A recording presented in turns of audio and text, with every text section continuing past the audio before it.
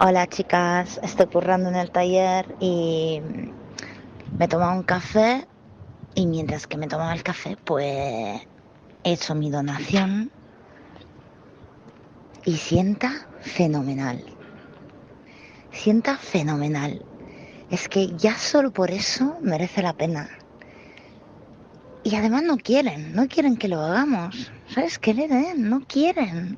Pues la construimos nosotras. Y además, en todo eso, una cerveza, una caña en Madrid, vale casi 4 euros. Venga, ya que no te vas a tomar 2 cañas este finde, pues haz que te sientas mejor.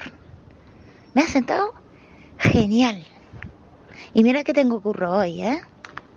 Me ha sentado genial. Muchas gracias, sois mi toma de tierra. Os quiero. Gracias a ti, nosotros también te queremos. Es que sienta fenomenal donar para la República Independiente de la Radio, Violeta. Ya te digo, a nosotros nos sienta fenomenal y a quien dona también. Y además que es que son solo unas cañas, ¿sí?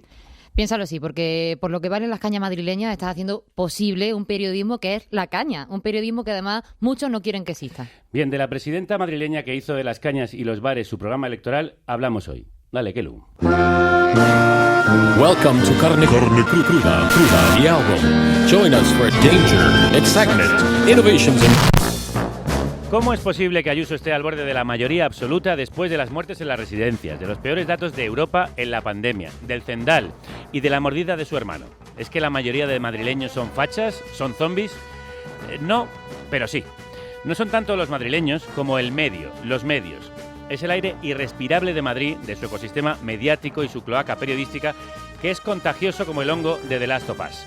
Es difícil no volverse un zombi facha con la ponzoña que sale a todas horas por las 1000 bocas de riego de la derecha madrileña. Madrid es tristemente más la cuna que la tumba del fascismo. Ahí nace, crece, se reproduce y carcome los cerebros como en la invasión de los ultracuerpos. Nunca mejor dicho, lo de ultracuerpos. Madrid es un gigantesco plató en el que Ayuso es la reina porque los medios le hacen la corte y porque el ayusismo es básicamente una estrategia de comunicación. Es una fachada para esconder el vacío. Detrás no hay una acción de gobierno, no hay gestión, solo pésima gestión. Y por supuesto, el neoliberalismo atroz, el capitalismo de amiguetes y el conservadurismo heredado de su mentora. ¿Pero qué ha hecho Ayuso aparte de despilfarrar como Aguirre, regalar contratos a los colegas y bajar los impuestos a los más ricos? Ni sus votantes sabrían decirlo. No sabrían decir ni una sola medida más allá del Zendal, Telepizza y Sarasola. No sabrían decir más que sanchismo, comunismo, libertad, Bildu y ETA, porque no hay más. Ayuso es un meme. Lo reduce todo a un meme, a un emoji, a un tuit. Lo vacía de contenido. Lo convierte todo en nada. Tiene dos formas de hacerlo. El consentido y el sinsentido. Ayuso es un niño consentido, cuando le llevan la contraria, carga contra todo y contra todos. Y es precisamente ese descaro y esa ordinariez con los que ataca a la izquierda lo que tanto le pone a la derecha. El resto del tiempo juega al sinsentido, a decir banalidades y barbaridades para que sea imposible tener una conversación adulta. Las ayusadas que nos tomamos en broma en realidad son muy serias por lo que persiguen y lo que consiguen casi siempre. Que no hablemos de lo importante, por ejemplo, del desastre de la sanidad o del récord de muertes en pandemia, mientras ella invitaba a cañas y bares. Su éxito es que hablamos de las cañas y los bares y no de los cadáveres. La única vez que no dirigió ella el debate, cargó contra los médicos, como le enseñó Aguirre. No consiguió desviar por completo la atención, pero sí echar a algunos usuarios encima de los sanitarios. Y ahí hay otras dos claves: tener siempre un enemigo y tratar de humillarle. Porque si vamos al contenido, el ayusismo tiene también dos patas: orgullo y prejuicio, orgullo y odio. El odio de clase y el orgullo nacional. El odio de clase es ideológico, es el odio al pobre y al rojo que en su cabeza van unidos porque el comunismo es miseria, ya se sabe. Ayuso es franquismo sociológico, más que político, o sea, no es Vox, pero sí es ultraderecha, sin caspa y sobaco, como Cookie. O sea, franquismo simpático que no ve a los pobres y les llama delincuentes cuando los ve. De ese franquismo clasista que quiere borrar a la mitad de España viene el orgullo patriotero de Ayuso, que tiene, por cierto, una formulación paradójica. El ayusismo es independentismo madrileño, pero nacionalismo español, chúpate esa. Defiende el dumping fiscal de Madrid y la unidad de España al mismo tiempo. Se declara en rebeldía ante el gobierno, pero pide el 155 para Euskadi o Cataluña. En resumen, Madrid es España dentro de España, pero Madrid es única. Madrid is different. Escribía Pla que Madrid es un pueblo de señoritos pagados de sí mismos, que tienen muy poco mundo, pero se las dan de viajados. El ayusismo es la máxima expresión de esa vulgaridad insustancial. Del Madrid que se cree el ombligo de España. Ese Madrid que detestan fuera y muchos detestamos dentro porque no es inclusivo ni abierto, es excluyente, desaprensivo, superficial. Ayuso funciona porque tiene un altavoz monstruoso al que todos contribuimos para rebajar el debate y para alimentar todas las formas zafias del orgullo y el prejuicio. Machismo, racismo, clasismo, nacionalismo, regionalismo. Es fácil hacerte creer que eres especial, mejor que el otro, que los rojos, las feminazis, los gitanos, los malditos vascos y catalanes, sobre todo cuando todo va peor. O te dicen que va peor. Make Madrid great again, make yourself great again. Trump presumía de que podría disparar a gente en la Quinta Avenida y no perdería votos. Tan fieles eran sus votantes, tan zombies. A Ayuso le pasaría algo parecido si lo hiciera en la Gran Vía. Los medios dirían que estaba defendiendo la libertad de los comunistas que la quieren destruir. La única manera de hacerle frente a este ejército de comecerebros es con sus mismas armas. Comunicación y agitación. Con la camiseta y la lona del hermano de Ayuso. Con el libro sobre las residencias que le dieron en el debate. No invada mi espacio, le dijo a Alejandra Jacinto. Y eso es justo lo que hay que hacer. Invadir a la invasora. Marcarle la agenda. Invadir su espacio. Hoy hablamos de la Trump española con la periodista que mejor la ha estudiado. Sí, analizamos qué hay detrás del ayusismo, quién está al otro lado del pinganillo, cómo es la lideresa que sigue la estela de Aguirre o Barberá. Está en el poder, vive de nuestro dinero, mina nuestras instituciones, quiere destruir España, privar a millones de españoles de sus derechos constitucionales y provocar una confrontación. La huida del derecho, la falta de transparencia, el pacto con criminales. Ayuso lo ha vuelto a hacer. Ha colocado el tema que le interesa en la conversación pública, ETA, para no hablar de lo que importa, el desastre en Madrid. Incluso se ha ido a Bilbao, como si fuera una líder nacional, para pedir la ilegalización de Bildu. La presidenta de la Comunidad de Madrid y del Partido Popular madrileño, Isabel Díaz Ayuso, es la líder regional más influyente tanto dentro como fuera de su partido. Se ha convertido en la principal fuerza de oposición al gobierno central, quitándole protagonismo a Feijóo y marcándole la agenda. Gran parte de su éxito se debe más a sus polémicas que a sus políticas. Hasta hemos acuñado el término ayusadas para referirnos a sus bufonadas. Aunque en la corte madrileña, como tú has dicho antes, ella más que bufona sería una reina. Por los poderes que me concede esta corte, tomo la decisión de unir los reinos de Tabarnia y Tabernia para mayor gloria de España y para que así conste en este noble acto. La reina Isabel, la católica, como le gusta verse a sí misma, porque a ella le gusta apelar a la españolidad, a las raíces cristianas y a los valores. La Navidad y el Belén celebran el nacimiento de Jesús de Nazaret. Con el nacimiento de Cristo medimos los siglos y se funda nuestra civilización. Ella misma confesó que a los 9 años perdió la fe, pero eso no le impide encarnar el tradicionalismo más añejo, una muestra de sus muchas incongruencias, para construir su imagen de neocon con valores, tradicional pero moderna, facha pero con tatuaje de Depeche Mode y camiseta de héroes.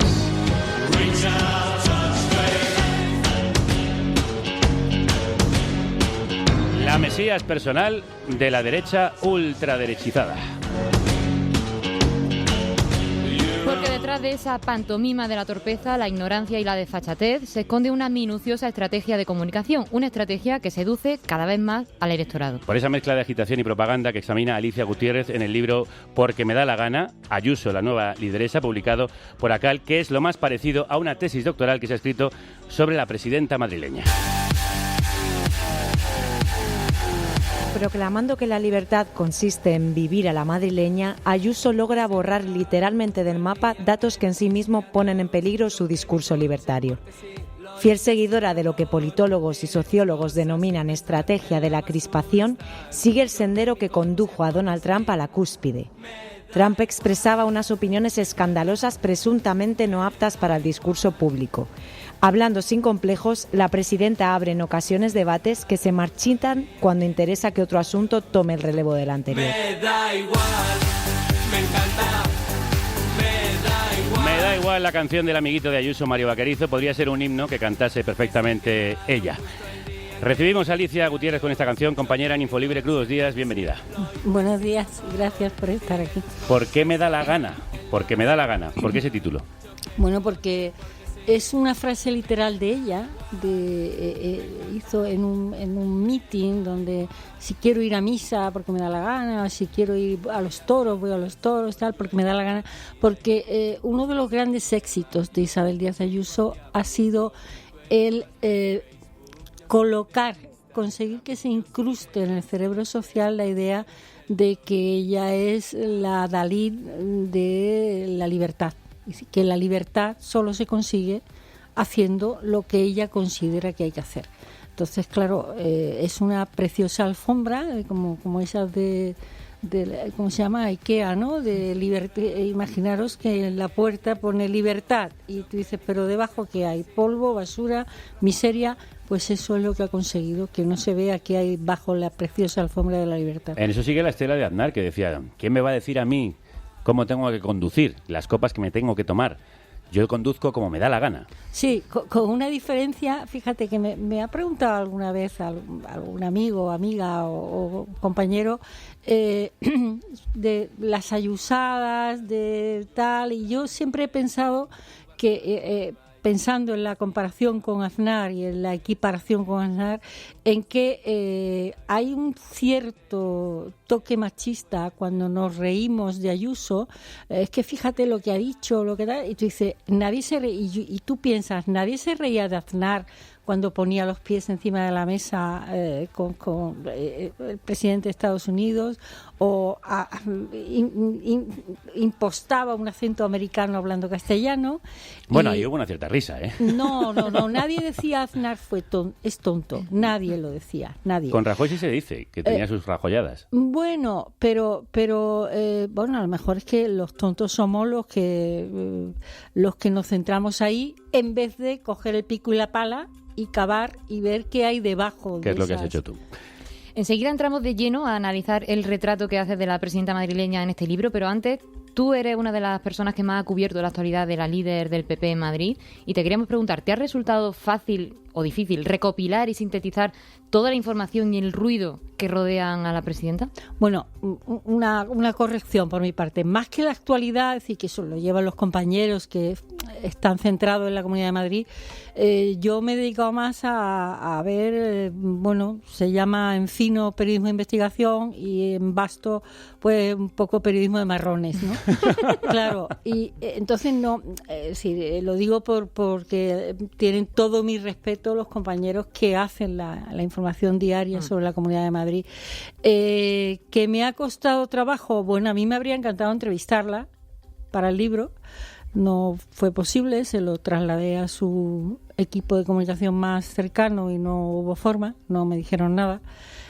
Yo no esperaba, sinceramente. Hombre, lo complicado en el caso de Madrid a veces no es tanto obtener información como difundirla, es decir, como que tenga, bueno, reverberación. ¿Por qué? Porque efectivamente tiene un respaldo mediático abrumador, ¿no? Y entonces yo siempre me acuerdo, y en el libro de hecho lo cito, la película de Joel Schumacher del Tiempo de matar, donde en el juicio por el homicidio del asesino de una niña negra y violador, asesino no violador, el abogado del padre, que es el que ha matado a los violadores, se vuelve para el jurado en el profundísimo y racista sur de Estados Unidos y les dice, miren lo que le han pasado a la niña, tal, y ahora cierren los ojos e imagine que era blanca, ¿no?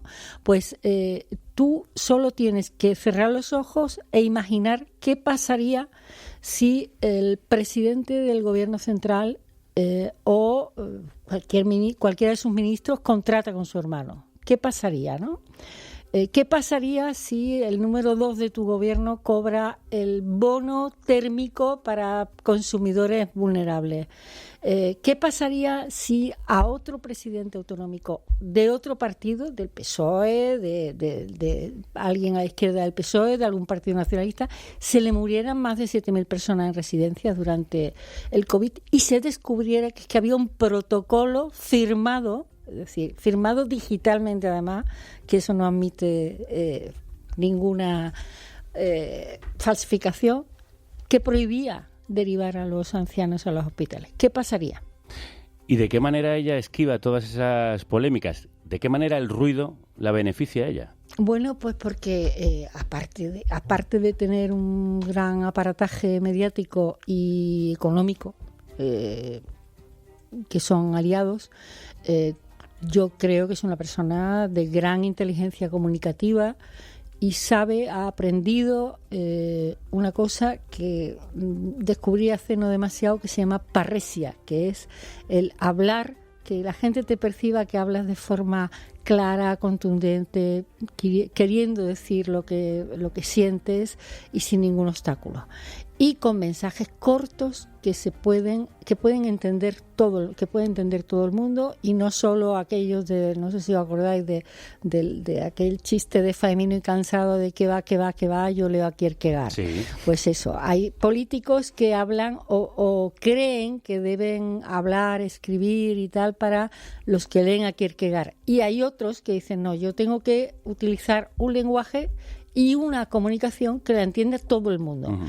Isabel Díaz Ayuso ha conseguido hacer eso. Y además se diferencia, ha conseguido algo muy importante en la política de la derecha, que es que mientras que Esperanza Aguirre nunca ha dejado de ser alguien como dicen los guiris, de la upper class, de la aristocracia madrileña, Isabel Díaz Ayuso se presenta como alguien de la clase media que ha subido como un Sísifo gracias a su esfuerzo, un Sísifo de la mitología, ya sabéis, aquel que el pobre estaba condenado a subir una y otra vez una montaña empujando una piedra, ¿no?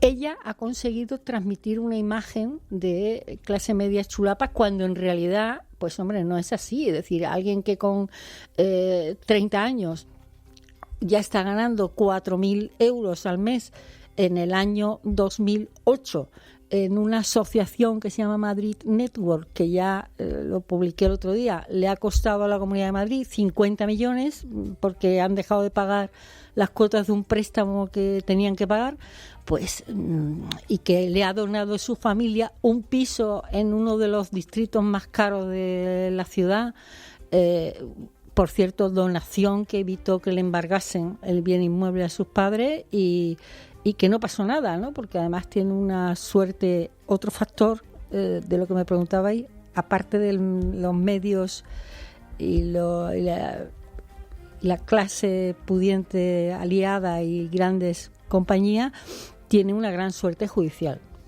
Uh-huh. Y ahí lo dejo. Suerte.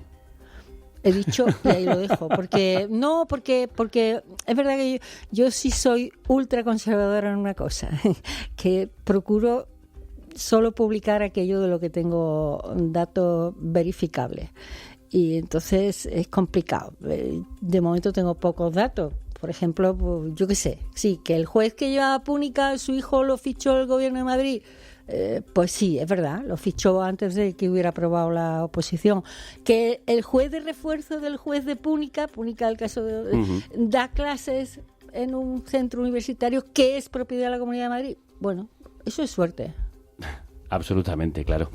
Hablabas de meritocracia y al igual que su mentora, Ayuso defiende un Madrid neoliberal donde quien fracasa es porque no se ha esforzado lo suficiente y es por tanto un vago, no como ella. Suena paradoja que una persona que promulga la cultura del esfuerzo haya tenido tanta suerte, como dices tú, en su carrera hacia la presidencia regional. De hecho, como tú detallas en el libro, en la última década ha multiplicado por 5 su ingreso económico gracias a los diferentes cargos que ha ido ocupando. Eso a priori puede no casar con lo que ella llama esfuerzo, como tú comentabas. ¿Cómo compagina ese discurso del esfuerzo siendo alguien que ha crecido desde muy joven al abrigo del PP de Aguirre y luego de Casado? Al abrigo de la administración pública, además, uh-huh, que hay en España tenemos una una gran paradoja, que es que una parte importante de quienes abominan del estado del bienestar y creen que el dinero está mejor en el bolsillo del ciudadano que en el bolsillo del Estado,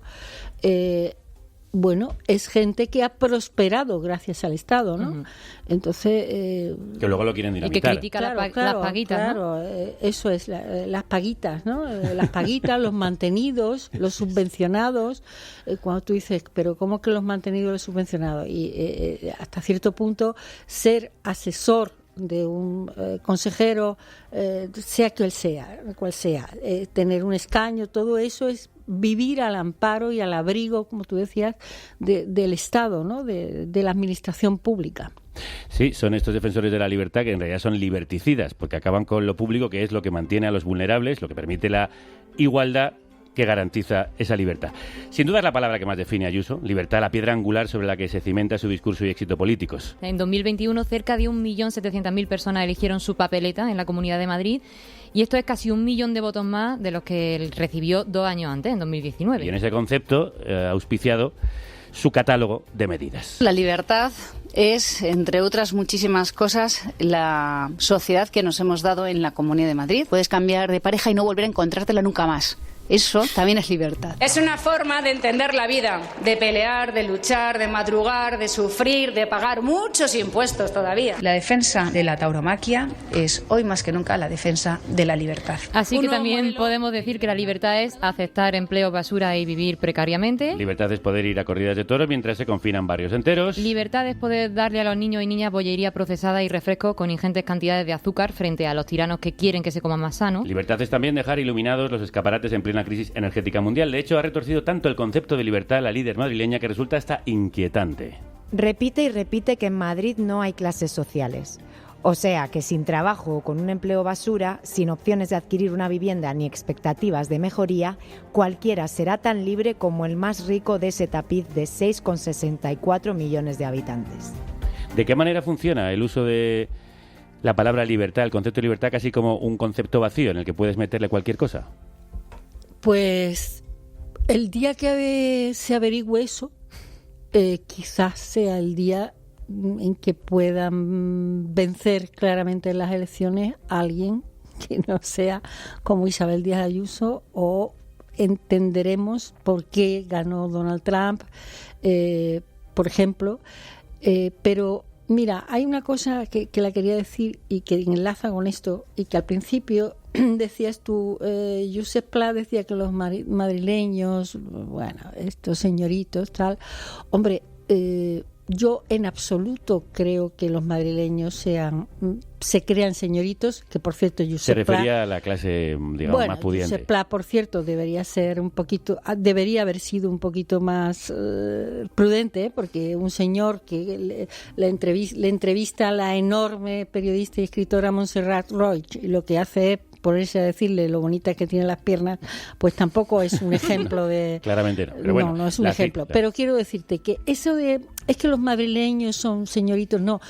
Los madrileños, es decir, en una cosa que ha acertado indudablemente Ayuso, es que Madrid sí que transmite una imagen de libertad a quienes vienen, por ejemplo, de fuera. Es decir, Madrid es una ciudad de dobles nacionalidades. Todo el mundo, o casi todo el mundo, es de Madrid y Albacete, o de Madrid y Lugo, o de Madrid Córdoba, o de Madrid y Soria. Madrid es España dentro de España. Madrid es, claro, pero no es Madrid es España dentro de España en el sentido que lo dice ella, es muy curioso, porque lo que está queriendo hacer es no una simbiosis entre el Estado, entre todo el país y Madrid, sino una apropiación de lo que es el concepto de España.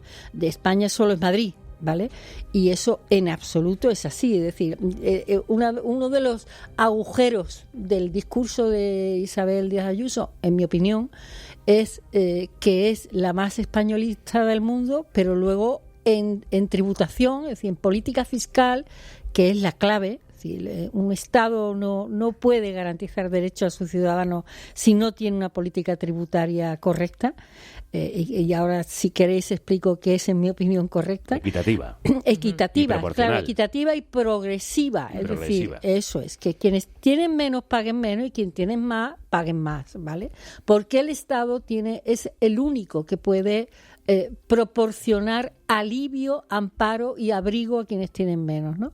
Bueno, pues la persona que es más españolista en el panorama español, luego en política tributaria es independentista, es decir, eliminar el impuesto de patrimonio, que ahora ha conseguido que le siguiera Andalucía, tal, lo cual le viene bien porque así no se queda sola. Pero era Madrid la única comunidad que quitó el impuesto de patrimonio, que es un impuesto que generaba 1.000 millones al año, ¿no? Y tú dices, oye, 1.000 millones, pues a lo mejor le parece a los de la lista Forbes una tontería, pero al conjunto de los ciudadanos, con 1.000 millones, es que un día podríamos hacer un reportaje de qué se puede hacer con 1.000 millones, ¿no? Público.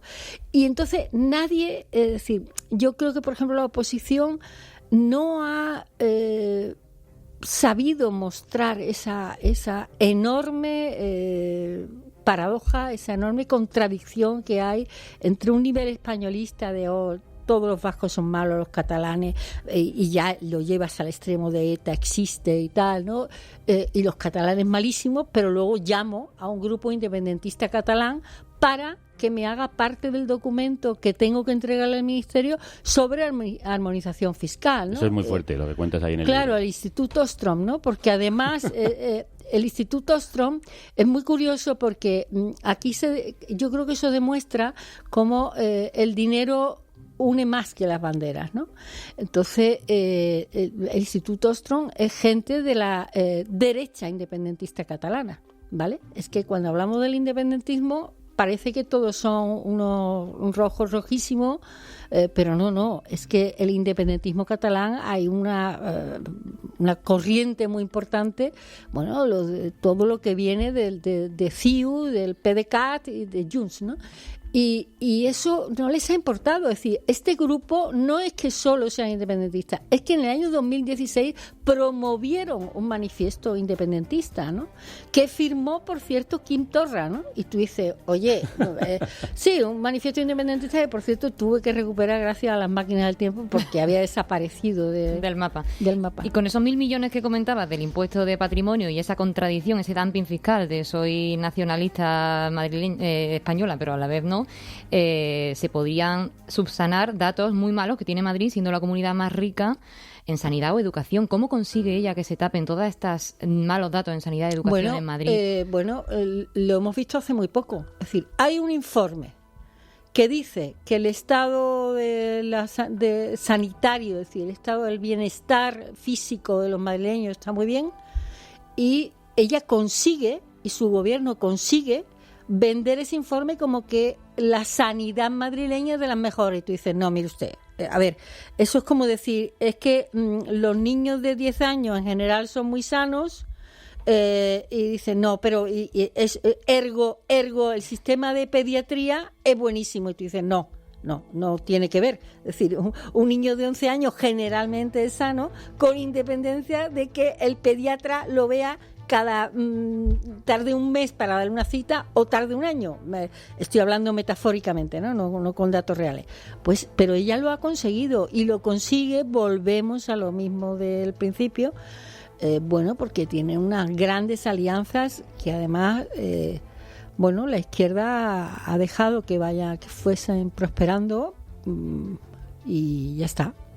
Y el periodismo, una cosa más simplemente que yo no creo que el periodismo, aunque me digan que yo estoy muy significada, que como diría mi padre, que soy claramente de izquierda, sí, efectivamente, pero a la hora de hacer periodismo soy de los que siguen creyendo que lo que importan son los datos y los hechos, y que luego cada uno opine, pero los hechos y los datos en Madrid son bastante difíciles a veces de difundir.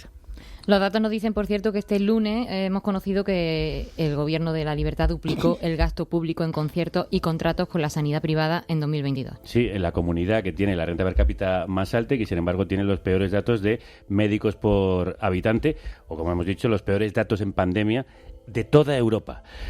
Bajo el felpudo de la libertad, como decía Alicia Gutiérrez, se ha barrido mucha porquería. También ha conseguido barrer la suciedad que rodea la corrupción de su partido. Más de 400 altos cargos he nombrado. Y han salido ranas 2. El que no le haya salido a nadie rana, que lo diga. Detenido el expresidente. Cuando Aguirre dijo aquello del centenar de nombramientos, solo 2 le salieron ranas, se refería al que fue su mano derecha, Francisco Granado, y al exconsejero Alberto López Viejo. Y al poco de pronunciar esas palabras caía su otra mano derecha, el expresidente de la Comunidad de Madrid, Ignacio González, confirmando que Aguirre estaba rodeada por un estanque de sapos. Al final, uno de los nombramientos de la expresidenta del PP en Madrid no solo no le ha salido rana, sino que ha logrado ser, como describió el Financial Times, la salvadora de una derecha que agonizaba entre tanto escándalo de corrupción. Escándalos como la trama Gürtel, la Púnica o el caso Lezo, que también salpican el círculo más próximo de la expresidenta madrileña y mentora de Ayuso. Todos esos escándalos los ha ocultado con solvencia, con esa estrategia de comunicación, Ayuso. ¿Compartes eso de que es la gran salvadora de una derecha que agonizaba por la corrupción? Bueno, yo no creo que estuviera agonizando la derecha por la corrupción, sinceramente. Esperanza Aguirre dio un paso atrás, pues porque yo creo que veía ya cerca la posibilidad de verse involucrada, como en efecto ocurrió. Su sucesor tampoco se esperaba aquel arresto de lo que dio origen al caso Lezo, por todo lo que pasó, lo que había pasado en el canal de Isabel II, que por cierto, y perdonadme que vuelva a anudar el hilo de sus alianzas mediáticas, todo lo que había pasado en el canal de Isabel II lo había contado, por ejemplo, un periodista, Manuel Rico, en el Diario Público, de cómo su familia se había enriquecido con el campo de golf y una serie de trapacerías, y perdón por la palabra, no sé si tengo que decir presunta o supuesta, porque dado cómo está todo esto, a ver si mañana me demanda alguien por decir trapacerías, ¿no? Pero lo había contado y, sin embargo, apenas había tenido efecto, ¿no? ¿Y por qué apenas había tenido efecto? Bueno, porque la gente no se entera, es decir, no se había enterado, ¿no? Y bueno, pese a todo ello, yo creo que la derecha no estaba agonizando en absoluto. Bueno, y ella sí es cierto que le ha dado un empujón hacia arriba, con el soporte, no hay duda, de quien es su gurú, como Miguel Ángel Rodríguez, pero ella ha jugado un papel muy importante ahí. ¿Qué papel juega Miguel Ángel Rodríguez? ¿Cuánto habla por el pinganillo? Ya me gustaría saber eso. Pero, a ver, yo creo que ahí tienen una simbiosis absoluta y que ambos saben cómo organizarse. Y Miguel Ángel Rodríguez, además, tiene una virtud que coincide con ella, el desparpajo. Es decir, pero el desparpajo, a mí, toda la historia, por ejemplo, de los accidentes, de cuando te ha parado la policía porque ibas conduciendo a no sé qué velocidad e ibas borracho, tú dices, pero bueno, ahora lo estamos viendo con Baltar, ¿no? El gran, iba a decir una palabra italiana, pero porque me estaba confundiendo, el gran político, iba a decir una palabra italiana de 4 letras. Dila. No, es que el cabeza, ¿cómo se dice cabeza en italiano? El capo. Pues eso. Bueno, pues, pero no estoy hablando de la mafia, por favor. No, ya, por favor. No. En absoluto, estoy hablando de cabeza política. Eso es. Un señor que lo pillan a 200 kilómetros por hora y dice que no tiene nada que dimitir, luego que no tiene por qué dimitir, luego los exámenes, los análisis detectan que fue una media de 150 kilómetros, creo que he leído en El País o algo así. No pasa nada. A Miguel Ángel Rodríguez le ocurre igual, no pasa nada, lo pillan borracho. Enrique López, actual consejero de Presidencia y Justicia, que era juez, le pasa eso, no le ocurre nada. Yo no sé si a un ciudadano normal le habría pasado algo. Yo creo que no. Miguel Ángel Rodríguez está claramente detrás de esa estrategia de comunicación, la que Díaz Ayuso entra con perfecta simbiosis. Vamos a analizarla, paso a paso, que lo haces tú, lo desgranas en tu libro.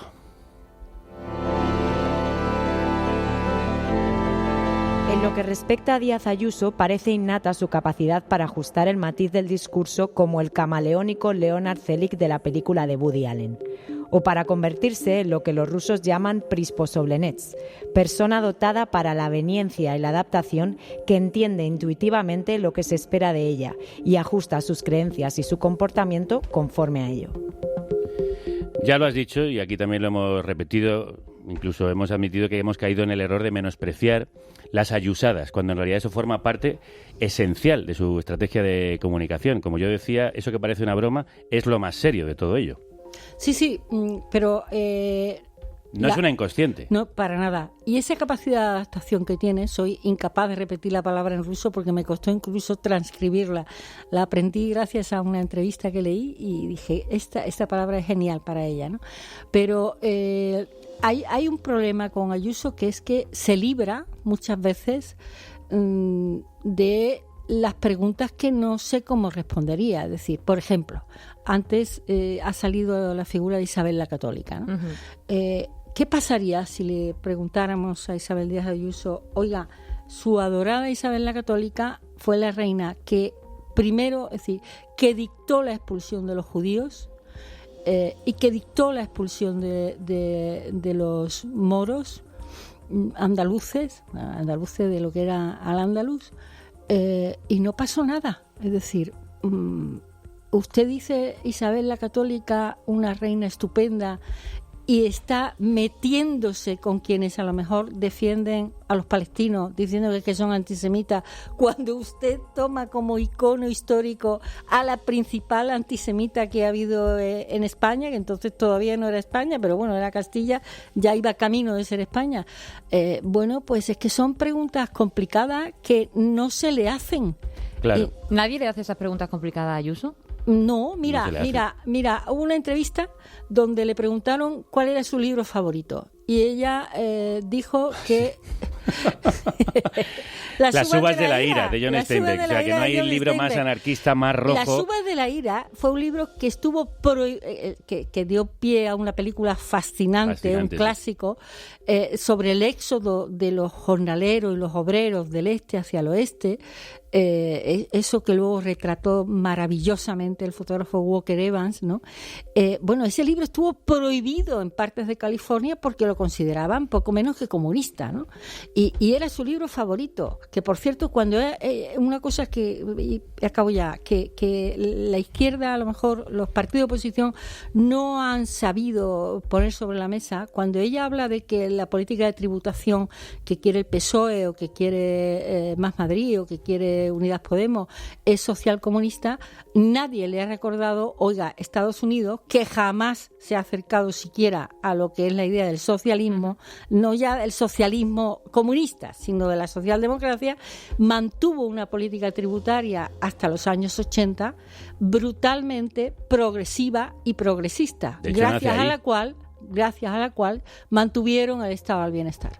Bueno, es que ya, como bien explicas, se juega con esas incongruencias y con la simplificación absoluta del mensaje para que todos estos matices y todas estas complejidades no lleguen al espectador, al ciudadano.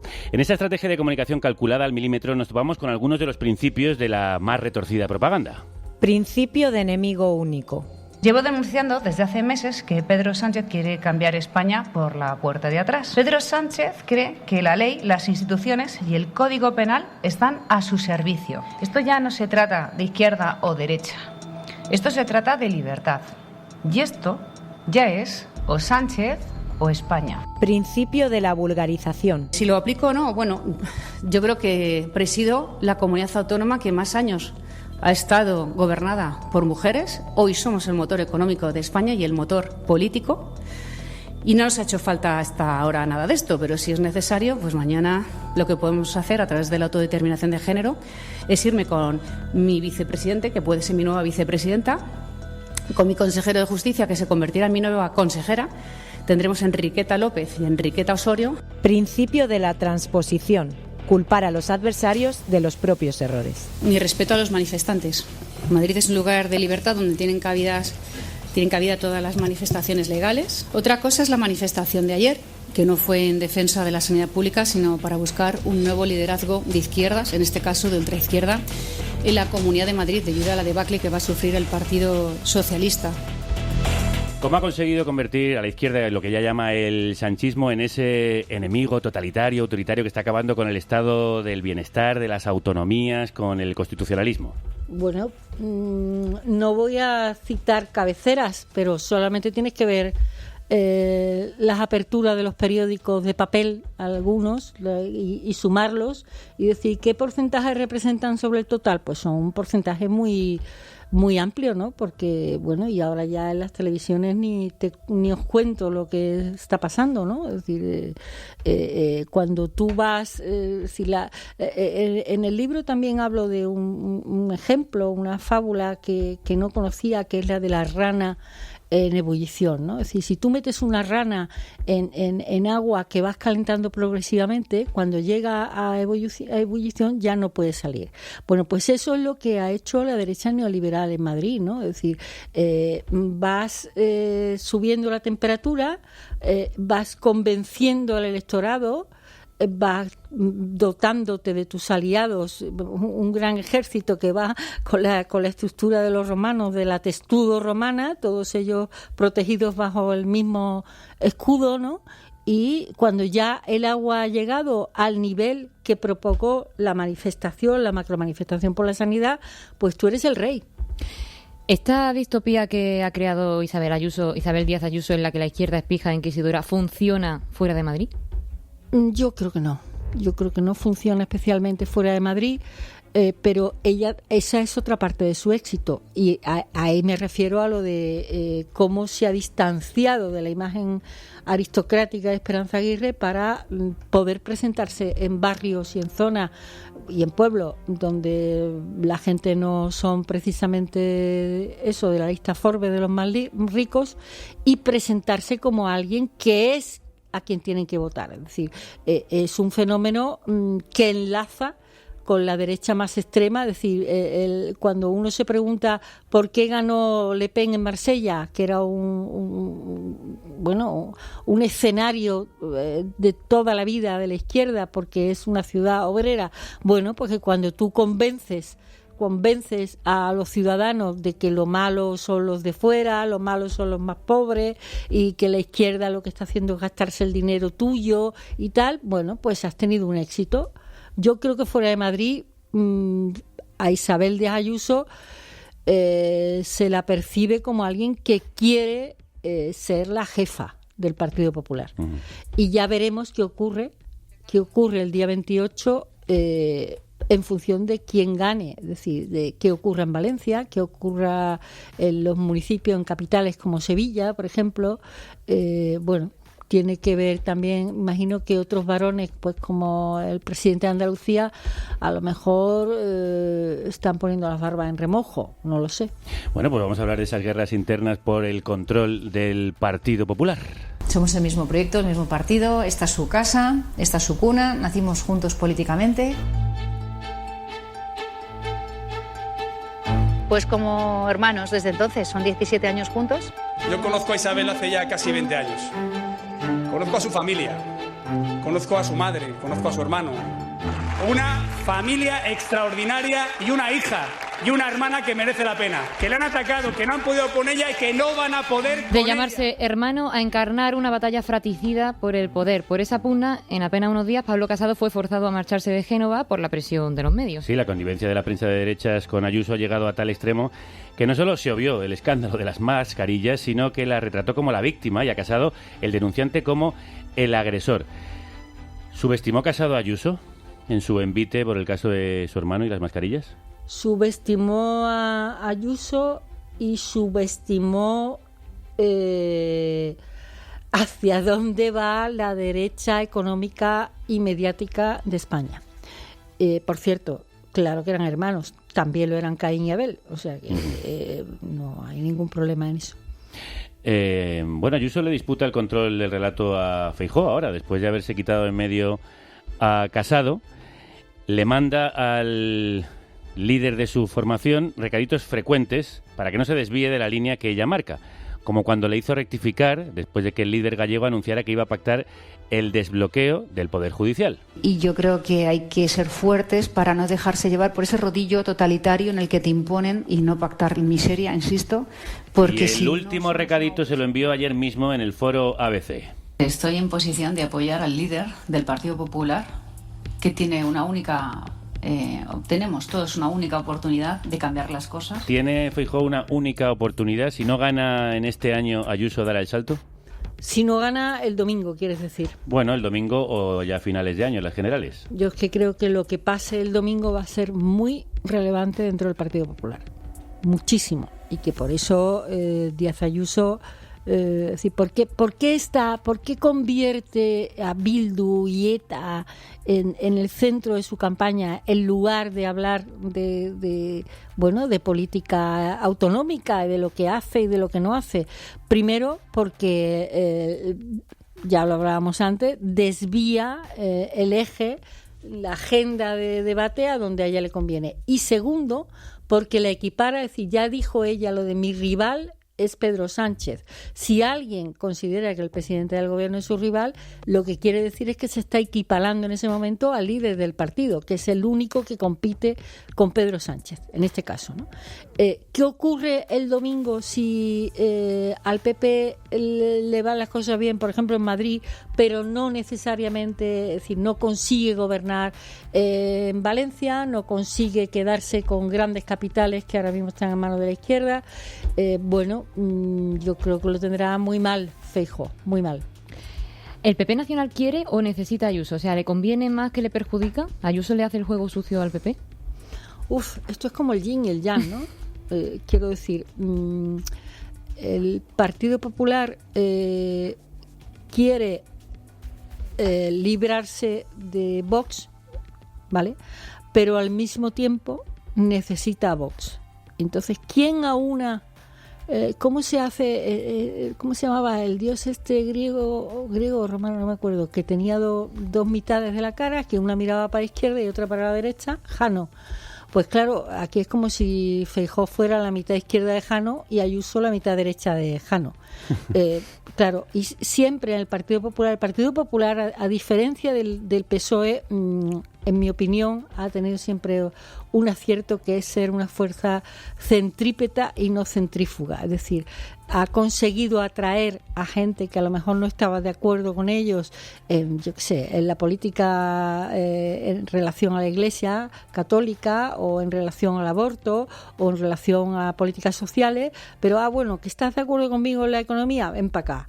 Y viceversa, mientras que el PSOE, y ya no voy a hablar de los que están a la izquierda del PSOE, pues era un poco más como lo de la vida de Brian, del Frente Popular de Judea y el Frente Judaico Popular, que se mataban pese a que aparentemente estaban en la misma onda, ¿no?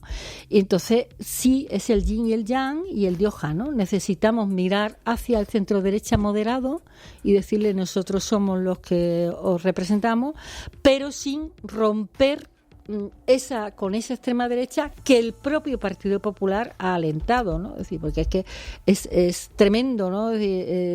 Tremendo que es que nadie del Partido Popular caiga en que, hombre, cuando tú hablas del terrorismo y de los asesinos, evidentemente ETA es una organización, fue una organización abominable, que causó el estrago y destrozó una sociedad.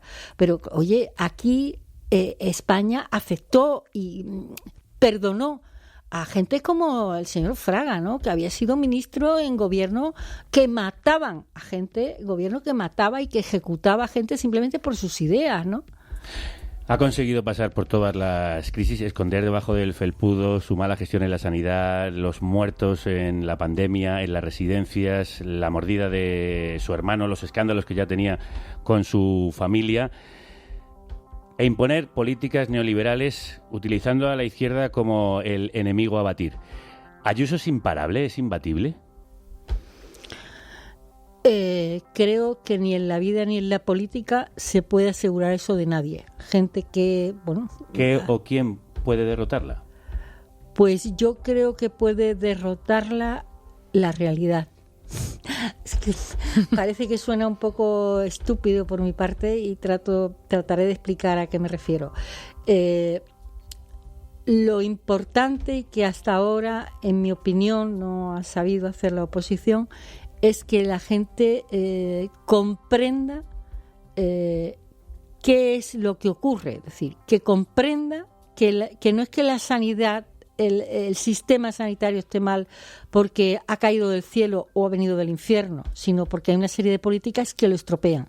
Y que comprenda que no puede ser que la comunidad con mayor Producto Interior Bruto, la más rica, sea la que menos le destina a educación, ¿no? Por ejemplo, o a servicios sociales. Entonces, eso, es el pico y la pala, pero es que hay que conseguir que la gente, quien quiera que se vaya, yo me he limitado a los hechos y, bueno, es evidente que no soy fan irreductible de Isabel Díaz Ayuso, pero no es tarea mía ni de los periodistas, sino de los políticos, ¿no? Para comprender la realidad, trabaja con pico y pala, con muchísimo esfuerzo, Alicia Gutiérrez, que ha escrito este imprescindible Porque me da la gana, Ayuso, la nueva lideresa, a fondo. Muchísimas gracias, Alicia. Gracias a vosotros. Gracias. 4 episodios semanales. De actualidad, cultura, denuncia, análisis, ciencia, música, humor. Por muy poco puedes tener mucho. Hazte productor o productora en carnecruda.es. Necesitamos productores y productoras para hacer programas como este. Necesitamos que nos ayudes a proclamar la República Independiente de la Radio, nuestro nuevo estudio. En cumplimiento de la legalidad, a continuación les ofreceremos unos minutos de información electoral. Y los muchachos del barrio le llamaban loca. Si no quieres que te hablen todo el rato de... ETA. Si estás harta de que no se hable de los problemas de tu municipio, de tu comunidad, porque solo se habla de... Bildu. Si quieres información independiente, sin bulos ni manipulación ideológica. Comunismo. Si quieres un periodismo libre y crees que la... Libertad. No es hacer lo que te dé la gana, sino luchar por la justicia social y la igualdad. Apoya la campaña por la República Independiente de la Radio. Ayúdanos a tener nuestro propio estudio y ser más sostenibles. Ya llevamos casi 50.000 euros en nuestro crowdfunding. El mínimo necesario, la primera piedra de la República. Vamos a por el óptimo. A por los 80.000. Sí, perdón, a por los 80.000. Para convertir el espacio en un lugar de encuentro. Entra en goteo.cc, vamos a proclamar la República. Y quien entra ahora es Antía Lousada, que...